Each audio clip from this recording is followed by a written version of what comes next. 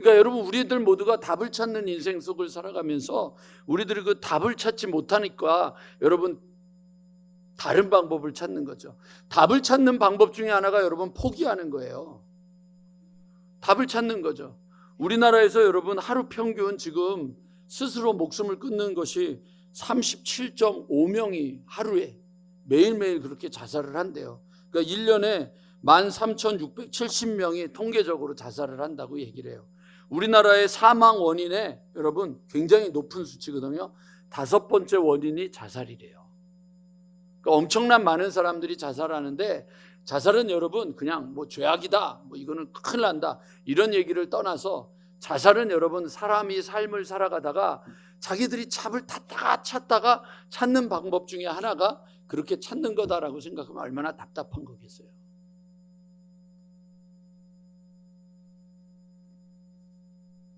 한 번쯤은 여러분 우리들이 답이 있는가라고 하는 것을 가져야 돼요. 오늘이 여러분 이제 하프타임 끝나는 날이잖아요. 내일부터 이제 다시 후반전 전투가 시작되는데, 서승직 감독이 마지막 음팍교회에 전반전을 끝내고 후반전을 시작하는 모든 선수들에게 다시 한번 부탁하는 겁니다. 이제 여러분 어떻게 할 거냐? 후반전을 우리가 어떻게 할 거냐? 여러분 후반전은 정말 정신없을 겁니다. 여러분 이 무더위를 딱 끝내고 나면 엘리베이터가 딱 서 있을 거예요. 엘리베이터가 딱 서 있는 순간부터 이 문은 폐쇄할 겁니다. 다들 불안해하는데, 아니 다리 생기니까 걱정하지 마세요. 목사를 다 보고 그 다리로 건너가시라고, 일로 건너가지 마시라고. 성가될 때만 문을 조금 열어드리도록 할게요. 성가대는 가서 보니까 여러분 달라져 있는 거를 보게 될 거예요. 엘리베이터를 타고 4층까지 올라가서 여러분들 그걸 보면서 놀라는 일들이 벌어질 거예요. 교회의 방향이 바뀌어질 거예요. 교회가 여러분 은혜를 받고 변화가 되면서 바뀌어지는 일들이 벌어질 건데, 그 벌어지는 일들을 여러분들 생각하면서 우리가 기억해야 될 게 있어요. 그게 무엇이냐면, 이제는 여러분, 이제는 부탁드리는 거예요. 이제는 그냥 교회를 다니는 시대는 아니에요. 이번에도 그 선교사님 한 분이 저한테 전화를 했어요. 보고한다고. 그래서 뭘 보고하냐고 그랬더니, 미국에 가서 영성훈련 집회를 하고 왔는데 목사님 너무 환상적인 모임을 했습니다. 그래서 어디 가서 했냐 그랬더니 코넷이라고 하는 버지니아주 하여튼 동부 저쪽에 있는데, 거기가 그 코넷이라고 하는 데인데 아주 그 바이블 벨트라고 하는 데거든요. 아주 전통적인 보수주의 그곳이 있는 건데, 거기에 어떤 곳에서 세 무리가 모였대요. 그래서 세 무리들은 뭐냐면 그 미국에 살고 있는 러시아 사람들 한 팀, 그 다음에 이것을 돕기 위해서 한국에서 거기로 도우러 간 한국인, 그 다음에 또 한 그룹은 뭐냐면 그 워싱턴 쪽에서 살고 있는 그 한국인이지만 미국에 살고 있는 사람들. 근데 여러분 이게 다 달라요. 근데 이게 다 모였는데 모임을 하는데 이 모임이 안 돼야 되는데 모임이 너무 잘 되는 거예요. 왜 그러느냐? 하나님의 은혜 때문에. 근데 그 미국에서 하는데 어느 나라 말로 하느냐면 러시아어로 모임을 해야 되는 거예요. 그러니까 이게 무슨 모임인지 도대체 해결할 수가 없는데, 하나님이 그냥 손짓 발짓 하면서 얘기를 하는데 다 통해가지고 거기서 그 러시아 사람들을 살리고 러시아 사람들을 구원하고 러시아 사람들을 새롭게 하는 거죠. 재밌잖아요, 여러분. 하나님의 일이 너무 탁월한 거예요. 여러분 그 나라 이름 중에 탄자가 붙은 나라 있죠. 파키스탄 빼고 우즈베키스탄, 키르기즈 뭐 이렇게 해서 탄자 붙은, 이 탄자가 붙은 나라들이 다 이슬람 국가예요. 근데 이 파키스탄 빼고 나머지 이 탄자가 붙은 나라들이 이 러시아 쪽에 이렇게 붙어 있던 나라인데, 이게 한 15개인가가 된다는데요. 소비에트 연방이 무너지고 그 다음에 이제 여러분들 러시아가 되면서 그 나라들이 다 독립했잖아요. 근데 이 독립했는데 기가 막힌 게, 이 공산체하에서 있으면서 여러분 그 공산 국가에서는 종교의 자유가 없잖아요. 그러니까 50년, 60년, 70년 동안 공산 국가에서 종교를 갖지 못했던 곳이에요. 근데 이 사람들의 뿌리는 이슬람이거든요. 근데 여기에 여러분 종교의 자유가 오면서 복음이 들어간 거예요. 그 복음이 들어가 가지고 이 복음을 받은 이 사람들이 지금 이슬람의 복음을 전하러 가는 거예요. 기가 막히잖아요. 하나님의 역사가 어디서 어떻게 이루어질지 전혀 모르는 거죠. 여러분, 저희는 중국이 복음이 어떻게 될까? 지휘자님, 중국에 예수 믿는 사람이 몇 명이나 되는 줄 아세요? 모르시죠? 그냥 모른다고 해요. 네, 아는 척하면 제가 막 뭐라 그럴 거란 말이에요. 네, 한 1억이 된대요. 1억이라 그래야 여러분 11조도 안 돼요. 인구가 얼마나 많은데요. 근데 여러분, 재밌는 건 여러분이 동남아시아의 모든 나라들의 경제권을 갖고 있는 사람들이 누구죠? 화교잖아요. 화교라고. 중국인들이거든요. 근데 그 사람들에게 누가 복음을 전해요? 중국에서 예수를 믿은 사람들이 동남아에 가서 복음을 전하는 거예요. 그러니까 우리가 생각하는 것과 하나님이 생각해서 하나님의 역사를 이루는 것은 너무 다른 거죠. 참 재밌는 거예요. 그런 하나님의 역사가 우리 가운데 있는데, 이제는 여러분, 한국이 유럽과 미국과 똑같이 교회들이 무너지기 시작했다라고 이야기를 하는 거죠. 무너지기 시작한 거예요. 그러니까 저는 뉴질랜드에서 살다가 훨씬 살기 좋아요. 미국에서 사는 거 훨씬 좋아요. 근데 저는 저희 딸을 가리킨 건 아닌데, 저희 딸이 아빠 난 미국에서 안 살 거야. 그리고 공부를 끝내고 다시 들어왔어요. 아빠 나 다시 박사과정을 해도 나 다시 들어올 거야 라고 우리 딸이 얘기하고 저도 그렇게 얘기하는 이유가 뭐냐면, 여러분, 지금 전쟁터는 미국이 아니에요. 한국이에요. 영적 전쟁이 벌어지고 있는 장소는요, 편안한 곳이 아니라 한국이라고요. 지금 한국은 굉장히 중요한 시점이에요. 왜냐, 여러분, 왜 중요하냐면 유럽이 교회가 무너지고 문을 닫기 시작하고, 미국도 여러분들 그 동부의 바이블 벨트와 남부의 그 바이블 벨트가 어마어마한 그것들이 교회가 다 무너지고 있어요. 어떤 목사님이 한 분 얘기를 해서 막 웃었어요. 침례교회 목사님인데 자꾸만 이제 본인을 이단으로 막 자꾸만 장로교 쪽에서 막 공격을 하니까 자기네 교단이 제일 크다고 그러면서 이야기를 하면 게 이제 장로 교단이 자꾸만 그렇게 얘기를 한다. 이게 또 방송 나가면 또 큰일 나나? 근데 이제 이분 얘기가 제일 웃긴 거예요. 미국에서 제일 큰 교단이 뭔지 아냐? 침례교단 아니냐? 베프티스트 처치가 제일 크다는 거예요. 그 다음에 UMC, 감리교회, 미국 감리교회가 두 번째 크다는 거예요. 제일 적은 게 한국만 큰 거예요, 장로교회가. 근데 그걸 가지고 자기들이 제일 크다라고 얘기를 하면 안 되지 않느냐는 얘기를 하는 거예요. 그런데 여러분, 우리가 지금 되게 중요한 시대라고 하는 게 뭐냐면, 자, 제가 여러분들한테 질문을 던질게요. 오늘 원래 설교가 이게 아닌데 왜 이렇게 되는지 나 잘 모르겠어요. 여러분, 잘 생각하셔야 돼요. 자, 유럽이 무너지고 미국이 무너졌으니까 한국이 무너져야 돼요, 안 무너져야 돼요? 그러니까 말만 그렇게 하지 말고 안 무너지는 대안을 찾아야 되잖아요. 한국이 지금 무너져야 되느냐 무너져야 되지 않느냐의 문제는 여러분 다른 게 아니에요. 그건 여러분들 지금 우리는 미국하고 유럽하고 다른 현상에서 살고 있다는 거죠. 그게 뭐냐면 여러분, 남과 북이 갈라져 있다는 거예요. 그러니까 아직도 기도하는 사람들이 있다는 얘기죠. 남과 북이 갈라져 있는 거예요. 이거를 여러분 적당하게 해결하고 넘어가려고 그러면 안 되는 거죠. 여러분, 우리가 잊어버리고 있잖아요. 젊은 사람들이. 저도 그렇지만 6.25를 잊어버리고 있잖아요. 그걸 잊어버리고 있는 거예요. 우리가 다, 모두가 다. 그런 가운데 우리가 이곳에서 우리의 신앙을 지키고 나아가는 것이 여러분 지금 역사의 돌파구가 될 거거든요. 왜냐하면 여러분, 이슬람과 이 동남아시아를 이 불교 국가잖아요.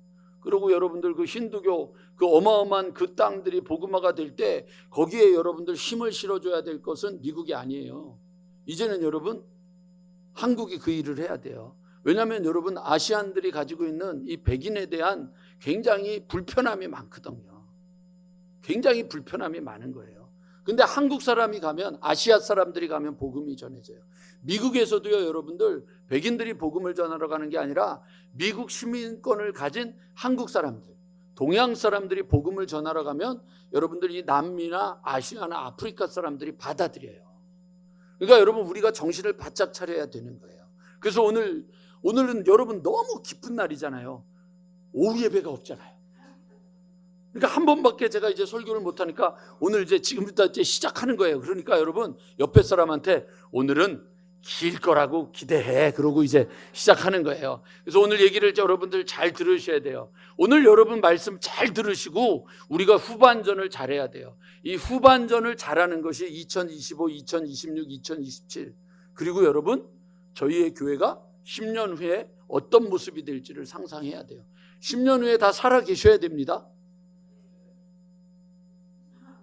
정권사님 왜 아멘 안 하세요? 했어요? 예, 크게 하셔야 돼요. 네. 예. 이제는 내가 신방 다니고 우리 교인들을 다 알기 때문에 내가 이제 이름도 불러댈 거고 뭐 다 할 거예요. 내가 아주 어저께 오늘 이 남선교회 오늘 제가 아주 그냥 다 뽑아내가지고 오늘 일부 예배를 다 와서 특송을 해서 야 이분들이 이런 분들이 아닌데 다 오셨어. 어저께도 막 저희 집 지붕을 청소하는데 얼마나 열심히 이분들이 왜 이러셨어 그랬더니 오늘 두리두리 예배를 핑계 삼아 놀러 가려고 다 도망갔어요. 지금 산장호수로 다 도망갔어요. 우리도 가야 될 것 같아. 그래서 여러분 오늘 얘기 잘 들으시고 힘을 내셔야 돼요. 제가요 여러분 2008년에 뉴질랜드에서 다시 한국으로 들어왔어요. 들어온 이유는 여러분 나는 싸우고 싶어서 들어왔어요. 음파에 온 이유도 영적인 싸움을 하기 위해서 온 거예요. 그러니까 여러분 편안하게 살면 안 돼요. 그래서 지금까지 쭉 살다가 보니까 살았던 모든 곳이 아파트였어요. 근데 음파에 왔더니 아파트는 온데간데 없고 이렇게 여러분 저희 집 한번 오시면 2층에 이렇게 올라가는 층계에 쓰면은요 이렇게 돼 있어요. 집이. 그래서 이렇게 뭘 공을 놔두면 다 굴러가지고 층계로 떨어져요. 이게 다 이제 기울었어요. 그래서 거기다가 막 기둥도 해놓고 제가 늘 언제나 순교의 마음으로 살고 있어요. 사택에서 살고 있는데 근데 제가 너무 좋은 거예요. 왜냐하면 뉴질랜드 생각이 나요. 뉴질랜드는 모든 집들이 이렇게 개인 집으로 돼 있으니까 이제 마당도 있어요. 저희 집에 마당이 있잖아요. 그래서 뉴질랜드를 상상해가지고 인조 잔디도 깔아놨잖아요. 이렇게 쫙 깔아놓고 너무 좋아요. 너무 행복한데 문제가 하나 생겼어요. 아침마다 낙엽이 떨어져. 그리고 저희 집 앞에 이 마당을 나가면 거기는 아무도 없고 저희 마당만 저희 문이 있어가지고 밖에 나가면 거기에 하여튼 그 그지 같은 인간들이 왜 꼭 우리 집 앞에서만 담배를 피고 이렇게 하는 거예요. 전에는요 한번 담배를 피는 게 걸려가지고 가가지고 여보쇼 그 담배를 폈으면 꽁치 좀 가져가쇼. 아주 그냥 제가 가서 얘기를 하려고 그러는데 맞을까봐 속으로만 얘기를 하고 말을 못 하겠는 거예요. 근데 담배만 피면 꼭 거기다 버리는 거예요. 지나가던 사람들 꼭 어떤 놈들은요 이건 욕을 해야 돼. 저희 집에 그 택배함이 있거든요. 그 택배함을 놔뒀더니 택배함 위에 있잖아요. 뭘 먹고 가다가 그 위에다가 꼭 넣고 가. 그러니까 거기가 쓰레기로 가득 차 있는 거예요. 그러니까 제가 이걸 어떡하나 그러고 내버려 뒀어요. 일주일 내버려 두고 났더니 주님께서 성령의 바람을 부르셔서 거길 다 치워주셔요? 그런 거 없더란 말이에요. 그래서 제가 일주일 동안 기도를 했어요. 아버지 치워주시옵소서. 그랬더니 누가 치워주느냐고요? 그런 거 없더란 말이에요. 그래서 어느 날은 이 복장 그대로 들어가다가 말고 너무 지저분해가지고 여러분 그냥 이 복장 그대로 쓰레받게 하고 빗자루 들고 거기를 다 치웠어요. 그래서 막 깨끗하다. 그러고 나서 그 다음날 아침에 나왔더니 이놈의 잡초들은요 시멘트를 뚫고 올라와요. 근데 그 잡초들도 내비두니까 지저분하더라고요. 그래서 오늘 기획위원회 때 기획위원들한테 아파트로 이사가게 해달라고 얘기나 한번 해볼까. 말도 안 되는 소리예요. 이게 여러분 잘 생각해 보세요. 제가 이 얘기를 여러분들한테 지금 드리는 이유는 뭐냐면 여러분의 마음에 여러분의 생각에 여러분의 마음에 마당이 있다.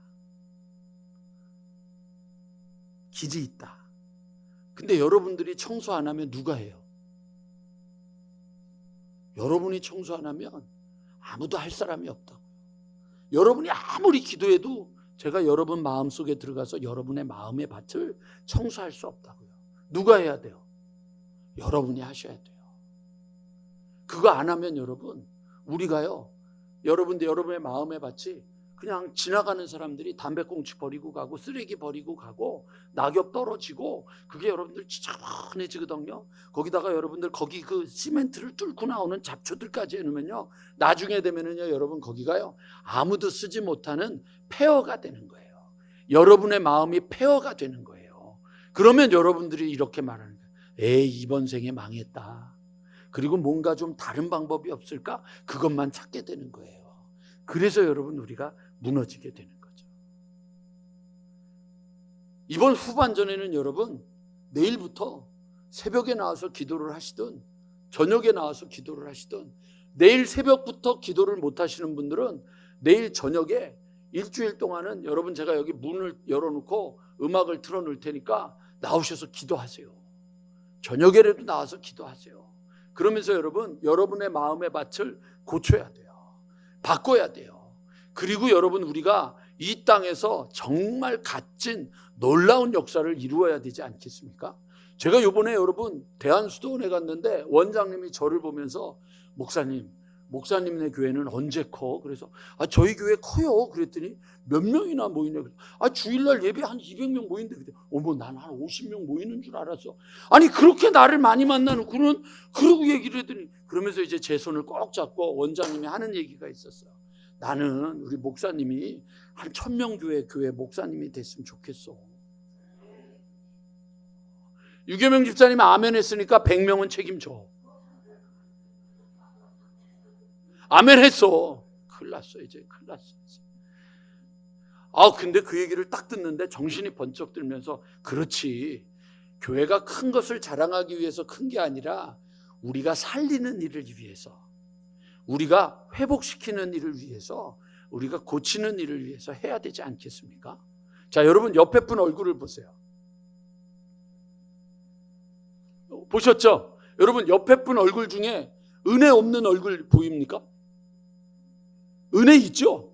예, 은혜 있는 교회에 은혜 있는 사람들이 모이고 은혜 없는 사람들이 와서 회복되고 고쳐지고 치료되는 역사가 있어야 되지 않겠어요? 그러기 위해서 여러분, 우리가 오늘 두 가지를 해야 됩니다. 하나는 뭐냐면 하나님을 아는 일을 해야 되고, 하나는 무엇을 해야 되냐면 하나님을 경험하는 일을 해야 됩니다.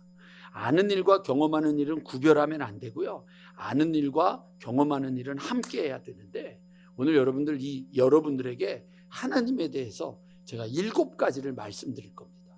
성경의 창세기부터 여러분들 에스겔까지 7가지 하나님의 이름이 있어요. 좀 더 있기는 하지만 그래도 제일 중요한 7가지 하나님의 이름을 제가 여러분들한테 소개해 드릴 건데, 여러분 이거는 외우셔야 돼요. 외우셔야 돼요. 외우시고 기도할 때마다 사용을 하셔야 되고, 이 하나님을 체험해야 돼요. 그래서 여러분, 우리 교회의 모든 교인들이 이 하나님의 이름, 제가 요거는 다음에 한 이름마다 한 주씩 설교를 하겠지만, 오늘은 이 7가지 이름을 준비를 해야 돼요. 그래서 오늘 여러분 마음의 준비를 하기 위해서 오늘 아주 특별한 분을 한번 모셔서 특송을 듣고, 그리고 제가 이제 7가지 하나님의 이름을 여러분들에게 설명드리도록 하겠습니다. 우리 함께 잠깐 우리 이분이 처음 찬양을 하는 거라 많이 떨리니까 귀한 찬양 해달라고 우리 박수로 격려 좀 해주시면 돼요.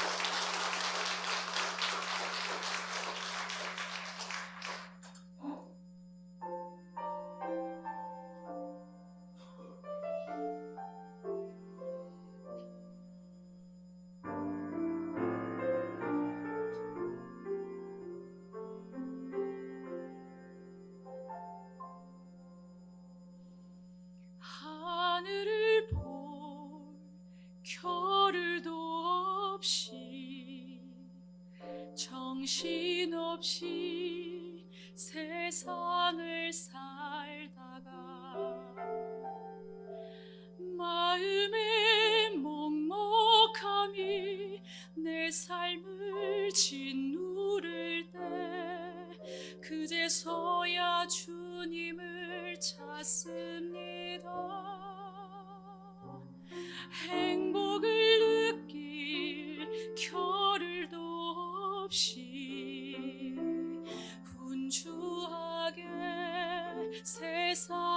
살다가 인생의 허무함이 내 삶을 짓누를 때 그제서야 주님을 찾습니다.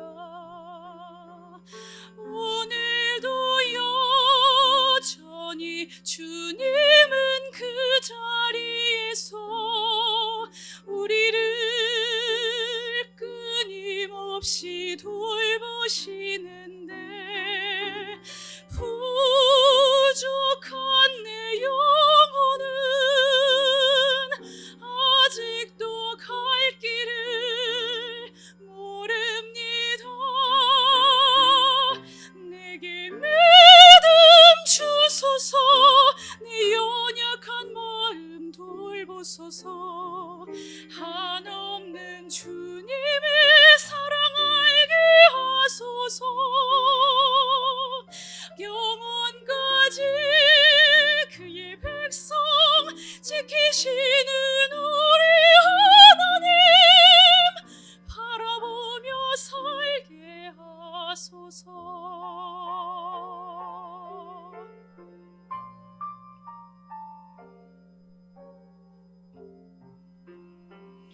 언제나 사랑의 주님은 그 자리에서 끝까지 놓지 않고 붙드시는데 부족한 내 마음은 아직 돌아가를 모릅니다. 모든 것을 다 잃은 것 같던 순간에도 모든 아픔이 다 내 것인 것 같다 해도 항상 지키시는 나의 주, 세상을 살아갈 힘 되시는 내게 믿음 주소서. 내 연약한 마음 돌보소서. 한없는 주님의 사랑 알게 하소서. 영원까지 그의 백성 지키시는 우리 하나님 바라보며 살게 하소서. 하늘 보며 살게 하소서.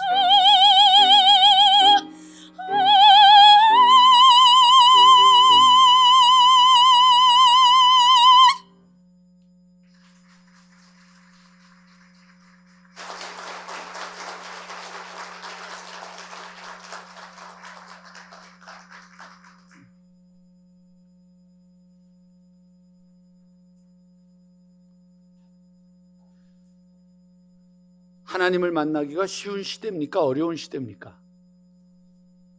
답이 있어요. 어렵다고 얘기해야 돼요. 네, 아셨죠? 하나님을 만나기가 쉽습니까? 어렵습니까? 그렇죠. 어려운 시대입니다. 그러니까 여러분 잘 생각해 보세요. 하나님을 만나기가 어려운 시대에 하나님을 찾으면 누가 좋아하실까요? 그렇죠. 그러니까 하나님을 만나기가 제일 쉬운 시대가 오늘입니다. 늘 역으로 생각해 보면 하나님을 아무도 찾으려고 안 하는 시대니까, 옛날에는 하나님을 막 수없이 찾으니까 하나님이 너무 사람들이 기도를 많이 해서 두통을 앓으셨어요. 그런데 이제는 하나님을 찾는 사람이 없으니까 하나님이 온 세상을 두루다니면서 찾는데 하나님을 찾는 사람이 없어요. 근데 어디 가면 하나님을 찾는 사람을 만날 수 있어요? 음파에 오면 만날 수 있거든요. 그러면 그 다음부터 하나님의 역사가 시작되는 겁니다. 그러니까 여러분, 이번 생이 망했다, 그 망한 그 자리, 나는 안 될 것 같다, 바로 그 자리, 거기서 오늘 찬양한 것처럼 하나님을 바라보는 겁니다. 그러니까 하나님을 바라보는데 하나님이 누군지를 너무 몰라. 그래서 그 하나님을 이야기하려고 오늘 여러분들하고 7가지 하나님이 직접 말씀해 주신 거예요. 내가 누군지 아니? 라고 말하면 하나님이 우리에게 말씀해 주신 그 하나님의 이름을 여러분이 가슴판에 딱 새겨두고 그 이름으로 여러분들의 기도를 시작했으면 좋겠어요. 그러니까 앞으로 여러분들 기도할 때는, 여러분 저희 교회 식구들은 기도할 때 기도만 시작하면 어떻게 기도하죠? 권사님? 하나님 아버지 주시옵소서, 또 주시옵소서. 그게 아니라 하나님은 저에게 누구십니다. 하나님은 저에게 누구십니다. 하나님은 저에게 누가 한다. 이 7가지 하나님의 이름을 선포하고 난 다음에 여러분들 구하는 삶이 되기를 간절히 원합니다.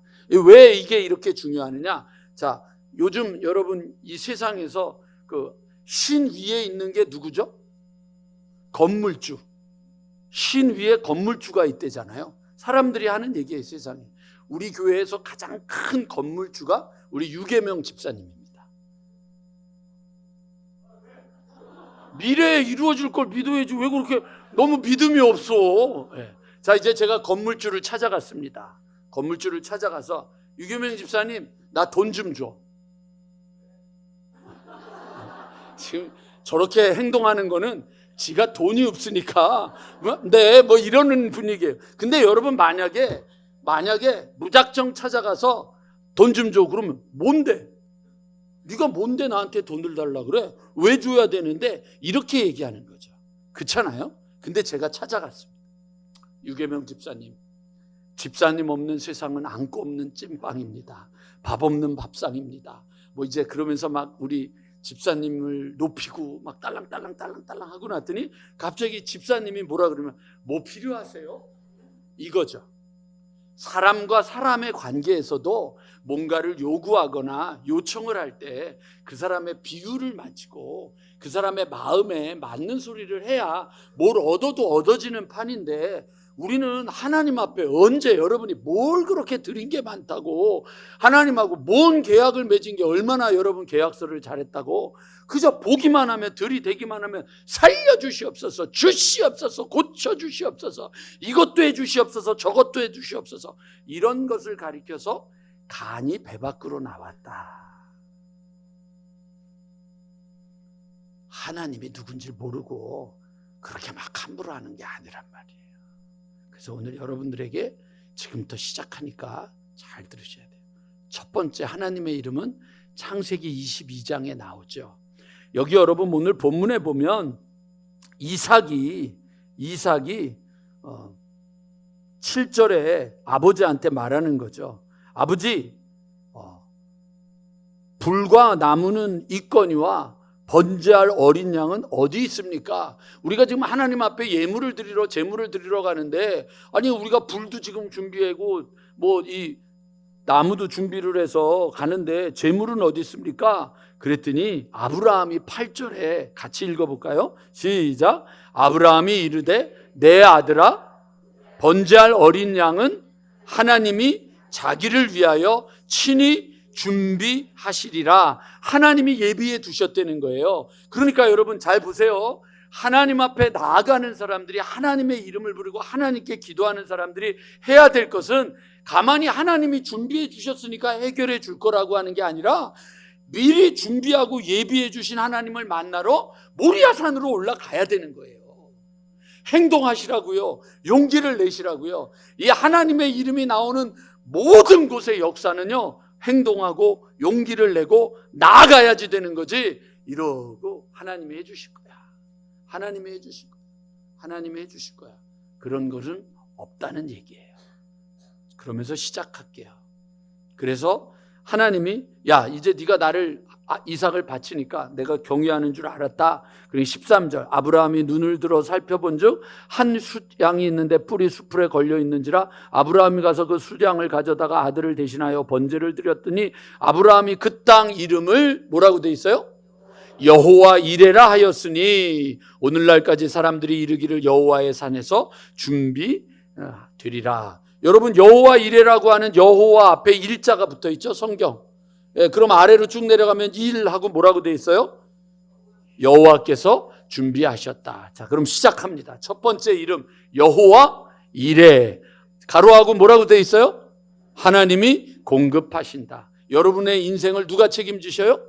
하나님이 책임지셔요. 하나님이 책임지셔요. 하나님이 책임지셔요. 우리 딸이 미국에 갈 때 하여튼 기적적인 일이 벌어졌어요. 트럼프가 대통령이 되고 나서 그 유학생들 장학금을 안 주기 시작해가지고 막 100%씩 주고 그러던 거를 막 30%, 20%, 50% 준다 그래서 대학교들을 공부하러 갈 때를 다 보내놨더니만 그 다 오는데 20%, 제일 많이 주는 게 50%예요. 근데 정말 기적 같은 일이 벌어져서 대학교가 아니라 다른 데서 우리 딸한테 100%를 준다고 그래가지고 하나님 아멘 그러고 갔어요. 그럼 난 돈이 안 드는 줄 알았어. 세상에 오늘 갈 때 미국 들어갈 때 엄마 아빠 앉혀놓고 큰 절을 10번은 해야 돼. 진짜 감사하고 살아야 돼. 난 진짜 몰랐어. 나는 그래가지고 죄송합니다 이런 얘기해서 저한테 목사님들이 자녀들을 유학 보내는 분들을 난 부러워하기 시작했어. 돈이 얼마나 있어서. 딸 미국 한번 보내놓고는 얼마나 쩔쩔쩔쩔 맺는지.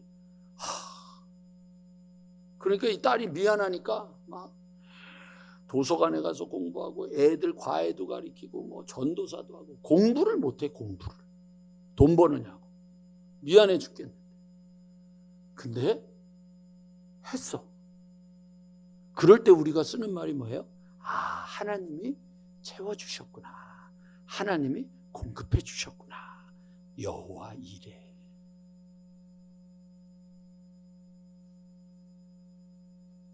그러니까 비행기 타고 집에 갈 때 여호와 이레 하나님을 찬양합니다. 지금까지 내 삶을 채워주신 하나님 감사합니다. 감사합니다. 여호와 이레가 시작되는 거예요. 오늘 여러분 우리 교회를 공급하시고 채워주시는 하나님의 역사 여러분들 놓쳐버리지 않기를 주님의 이름으로 간절히 축원합니다. 목사가 돈 얘기하는 거 여러분들 불편해하시는 거 알지만 하나님이 올해 우리 6개월 동안 우리 교회를 채워주신 거 감사해야 됩니다. 은혜 감사해야 됩니다. 엘리베이터 공사할 수 있는 금액을 하나님이 채워주시는 거 감사해야 됩니다. 필요한 것들 채워주시는 거 여러분 감사합니다. 먹을 수 있는 거 감사해야 됩니다. 교회 와가지고 여러분들 식당에서 밥 먹을 수 있는 거 감사해야 돼요. 이게 여러분 하나님의 은혜란 말이에요. 여호와 일에 우리를 위하여 예비하시고 준비하시는 하나님의 역사가 여기 있는 여러분 한 분 한 분이 7월부터 12월 달까지 인생 속에서 경험해야 될 가장 놀라운 하나님의 이름임을 믿으시기 바랍니다. 믿으셔야 돼요. 믿으셔야 돼요. 허무한 세월, 황당한 세월, 아무것도 볼 수 없는 정신없는 세월을 살아가다가 주님을 생각하고 나서 제일 먼저 고백하는 게 뭐야? 나는 주님을 믿습니다. 믿어야 될 하나님, 내 삶을 책임지시고 먹이신 하나님, 여호와 이레. 두 번째는요, 여러분, 하나님이 이스라엘 백성들을 애굽 땅에서 이끌어내셔가지고 이 홍해를 지나잖아요. 홍해를 지나면서 하나님이 주시는 거예요. 여러분 생각해 보세요. 이스라엘 백성들이 노예로 애굽에서 살았는데 공부를 시켰겠어요? 그러니까 여러분 의사가 있었겠어요? 아무것도 없는 거죠. 그랬더니 여러분 출애굽기 15장 26절 화면 보실까요? 자, 같이 읽겠습니다. 시작. 너희 하나님 나 여호와의 말을 들어 순종하고 내가 보기에 의를 행하며 내 계명에 귀를 기울이며 내 모든 규례를 지키면 내가 애굽 사람에게 내린 모든 질병 중에 하나도 너희에게 내리지 아니하리니 나는 너희를 치료하는 여호와임이라. 그래서 하나님의 이름이 뭐냐면 여호와 라파, 치료하시는 하나님인 거예요. 오늘 이 예배 시간이 무슨 시간인 줄 아세요? 치료되는 시간이에요. 하나님이 치료하시는. 여러분 하나님의 말씀은 살아있고 좌우의 날성검보다도 예리해서 우리의 혼과 영과 관절과 골수를 찔러 쪼개기까지 하고, 이게 수술한다는 얘기잖아요. 감추인 것을 들추어내시는 거죠. 그러니까 여러분 하나님이 말씀하시는 이 시간, 여러분 데살로니가 교인들처럼 여러분들 말씀을 들을 때 사람의 소리로 듣지 않고 하나님이 주시는 말씀으로 듣는 여러분들에게는 여러분들 치료의 역사가 이루어지는 거예요. 부모로부터 받은 상처, 환경으로부터 받은 상처, 삶에서 사람들 때문에 받았던 상처, 믿지 못하게 됐던 그 상처들이 말씀을 들으면서 하나님이 만져주시는 거예요. 그래서 영혼이 치료받고 육신이 치료받고 생각이 치료받고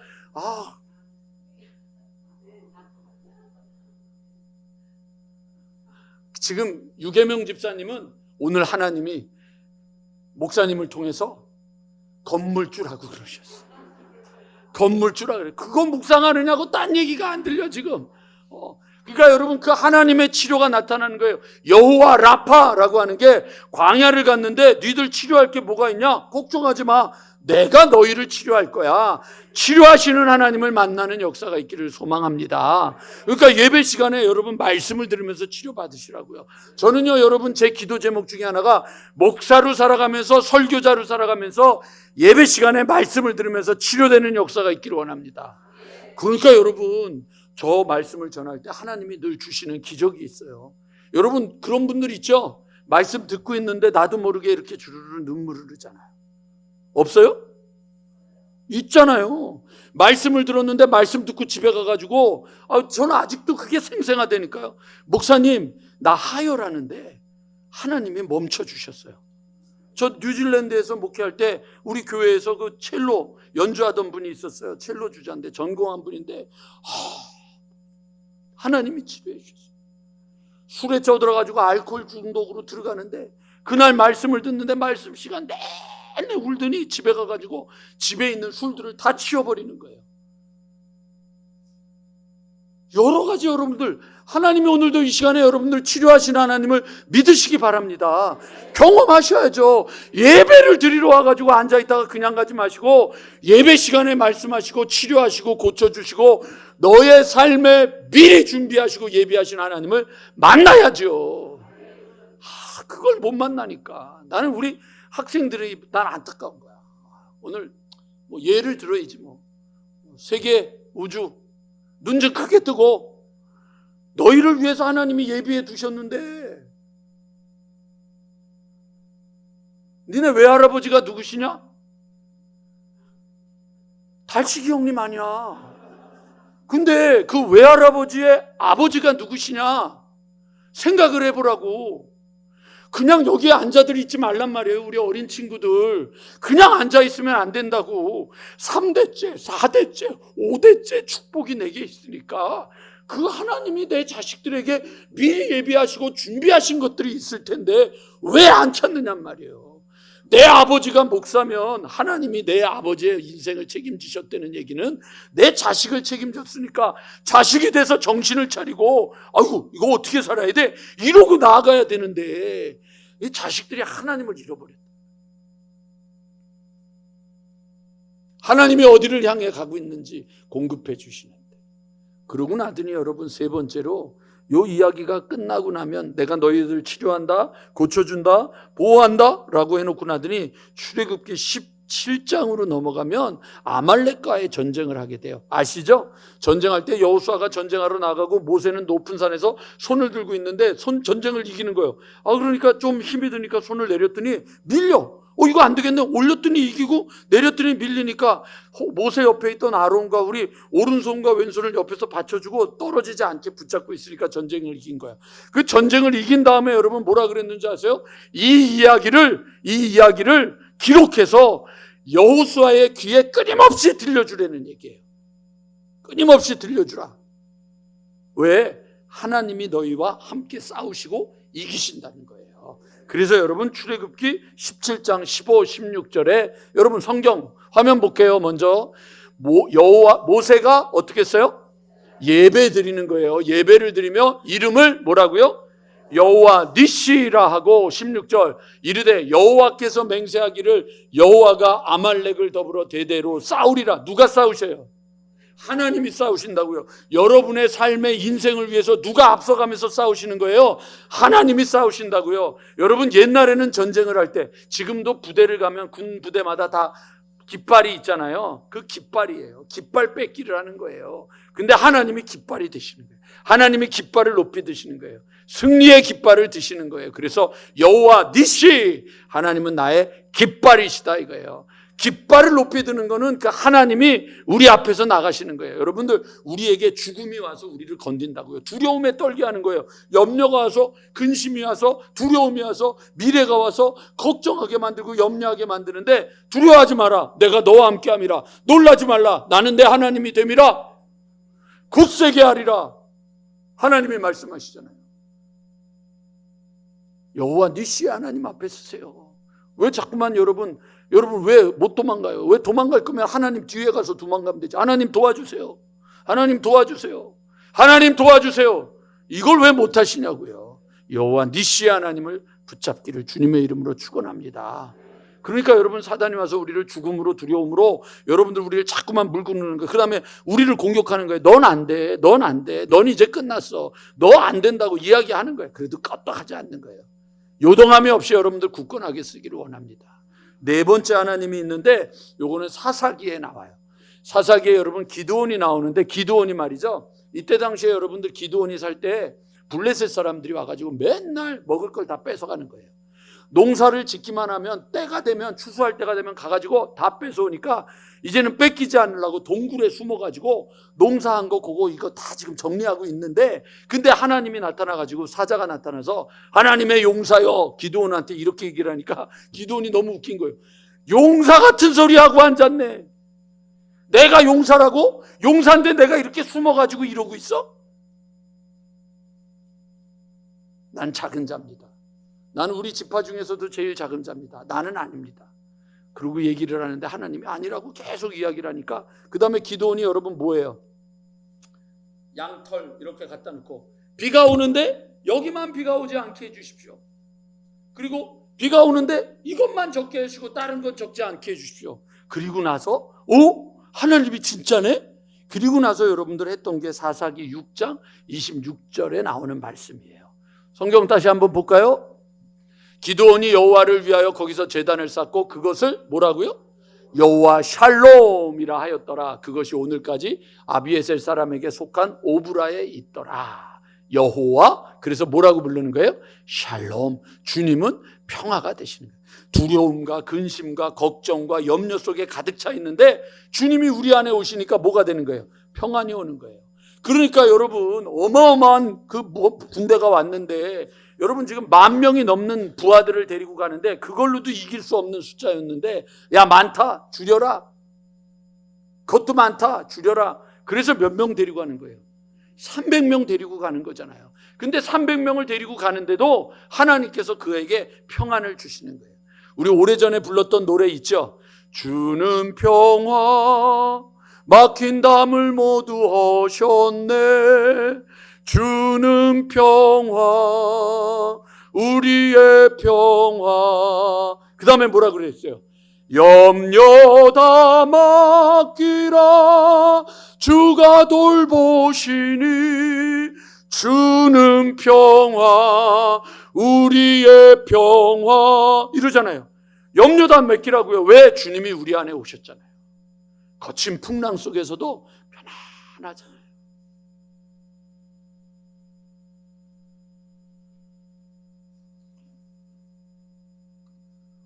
찬송가 나 두려움 없네, 나 두려움 없도다. 갑자기 생각이 안 나는데, 제가 이 찬송가를 전혀 몰라요. 몇 잔이요? 저희 장인어른이 돌아가시기 전에 병원에서 서목사 그러는 거예요. 그랬더니 네, 그랬더니 일로 와서 이 찬송가 좀 불러봐. 근데 내 찬송가 그걸 모르는 거예요. 그랬더니 이걸 몰라? 이제 너무 힘들어 하시는 거죠. 432장. 눈치가 없어. 우리 벌써 1년 이상 만났는데, 참 고마워. 432장 우리 장인어른이 저한테 불러주면서, 이거 나한테 올 때마다 불러, 이거 나 올 때마다 불러. 그러고는 이제 그 힘이 없었어요. 장인어른이 돌아가시기 전에, 한갑되기 바로 직전에 돌아가셨는데, 돌아가시기 전에 이 노래를 잠깐 해주시겠어요?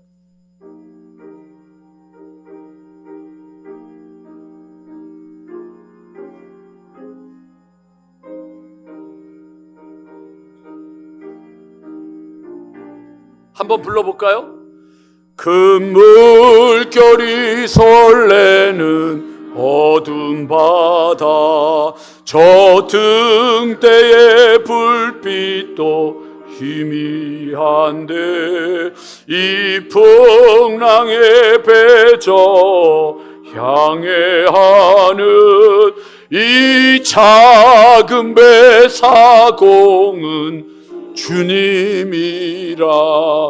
나 두려움 없네, 두려움 없도다. 주 예수님 들께여 계시도다. 이 흉흉한 바다를 다 지나면 저 소망의 나라에 이르리라. 이게 평화예요. 거친 풍랑이 있는데 나 두려움 없네, 두려움 없도다. 주 예수님 들께여 계시도다. 이게 평화라고요. 풍랑이 일고 있는데 주님이 깨어있기 때문에 주님의 평화가 있어요. 그걸 여러분 우리가 뭐라 그래요? 여호와 샬롬. 감사합니다. 다섯 번째, 시편 23편 1절에서 3절. 여호와는 나의 목자시니 내게 부족함이 없으리로다. 그가 나를 푸른 초장에 누이시며 쉴 만한 물가로 인도하시는도다. 내 영혼을 소생시키시고 자기의 이름을 위하여 의의 길로 인도하시는도다. 그래서 여러분 여호와 뭐가 되는 거예요? 로이, 여호와는 나의 목자시니, 이렇게 되는 거죠. 이건 더 설명 안 할게요. 하나님이 나를 인도하시는 거예요.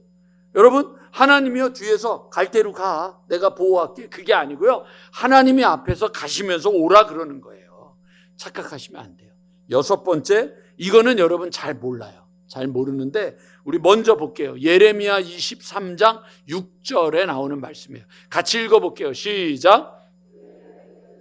구원을 받겠고 이스라엘은 평안히 살 것이며 그의 이름은 여호와 우리의 공이라. 공이라, 의라라는 거예요. 하나님이 뭐가 된다? 의가 된다. 여러분이 의가 된다라고 하면, 제가 어저께도 오늘도 아침에 우리 집사님이 한번 오셨을 때 하나님 앞에 의로우십니다 그랬더니 제가 무슨 의로워요. 그래서 성경이 말하는 의라고 하는 것은 내가 의롭다라고 하는 게 아니라 하나님과 나와의 관계, 하나님과 나와의 소통이 되었다 하면 의로운 거다.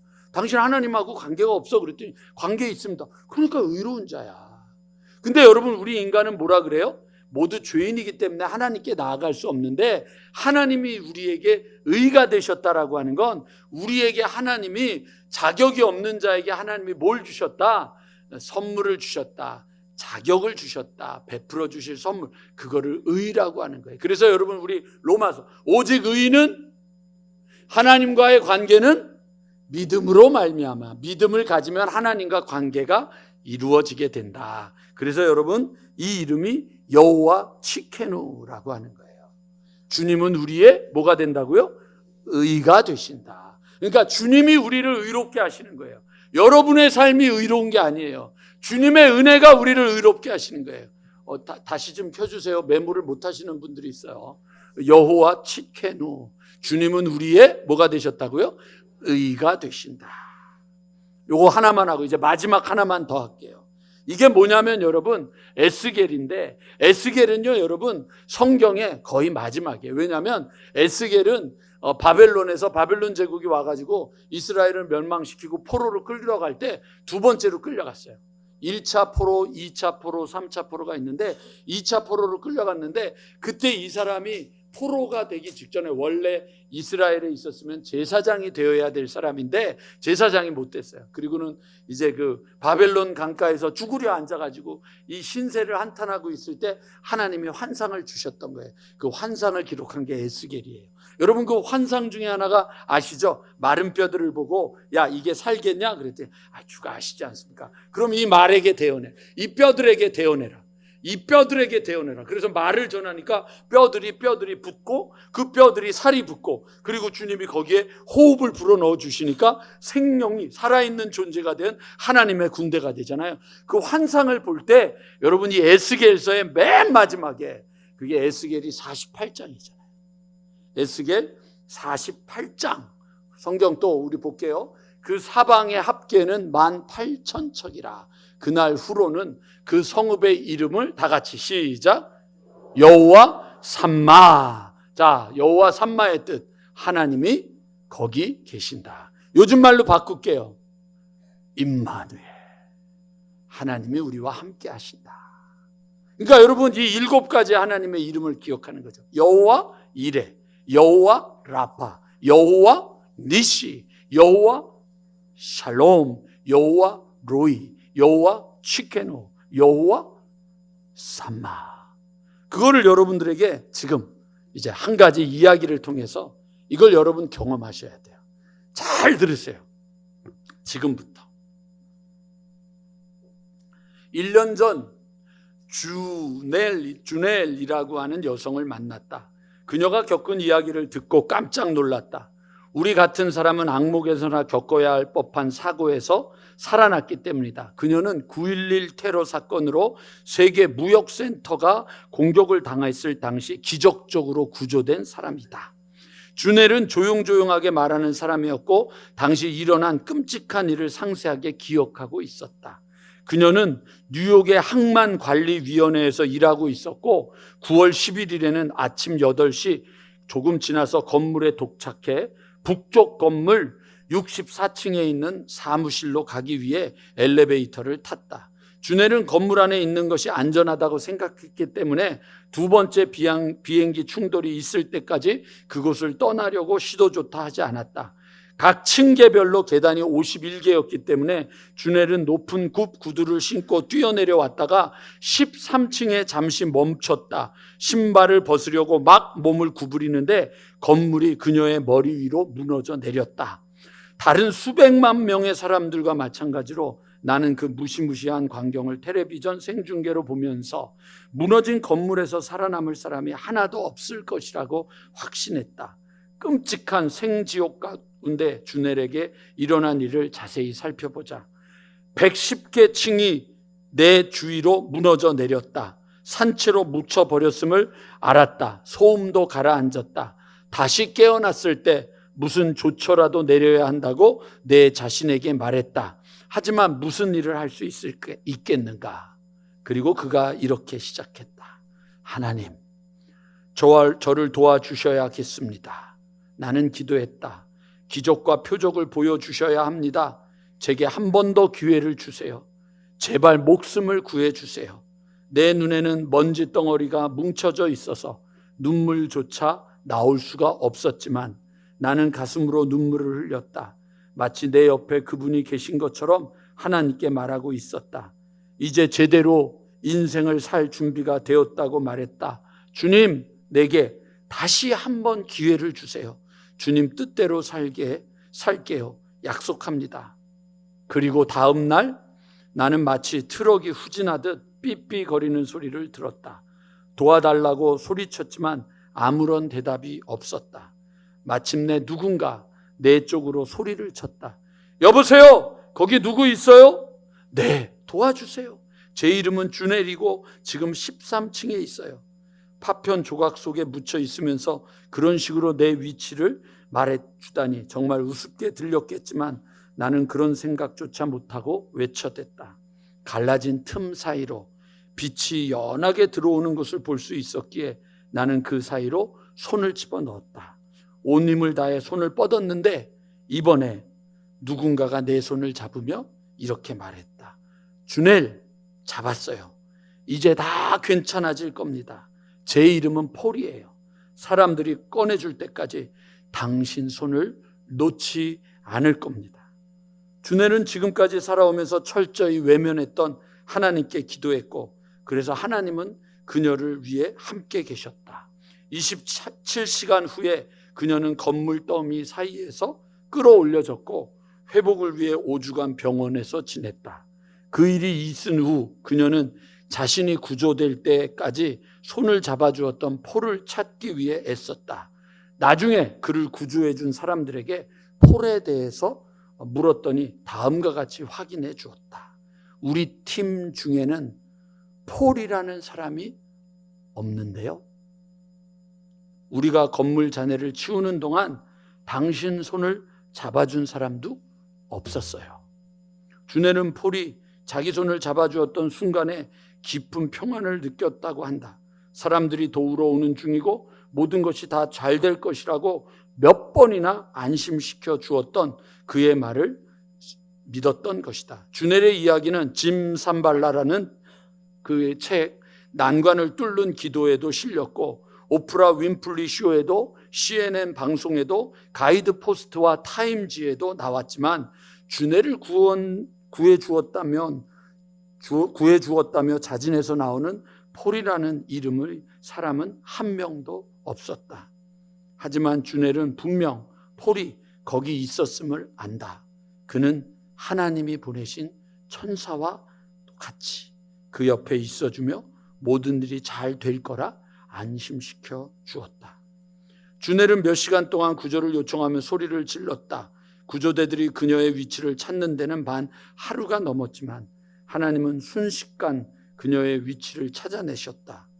외상 후 스트레스 증후는 없는지 점검하러 신경정신과 의사를 찾았을 때 주넬은 그에게 위에 계신 하나님이 자신의 의사라고 말했다. 결국 내가 그분을 필요로 했을 때 하나님은 거기 계셨다. 사람들이 나를 찾을 것이라고 확신을 주셨지만 그분은 나를 위해 위로하셨고 새로운 삶을 주셨다.